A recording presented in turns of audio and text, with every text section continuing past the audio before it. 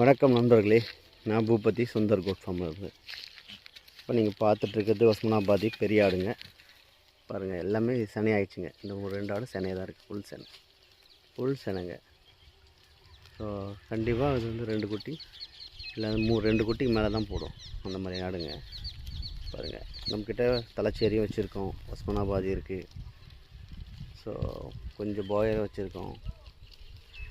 கொஞ்சம் ஆட்கள் பற்றாக்குறைனால கொஞ்சம் ஆடுகளை கம்மி பண்ணிட்டோம். ஸோ இப்போது ஒரு வேளை மேய்ச்சலை மட்டும் பண்ணிகிட்ருக்கோம். ஒரு வேளை மேய்ச்சல். ஸோ சோஜித் இருக்குது. ஸோ எல்லாமே கொண்டு வந்து கொடுக்க முடியும் நண்பர்களே. ஸோ வேணுன்றவங்க ஆர்டர் ப்ளேஸ் பண்ணிக்கலாம்.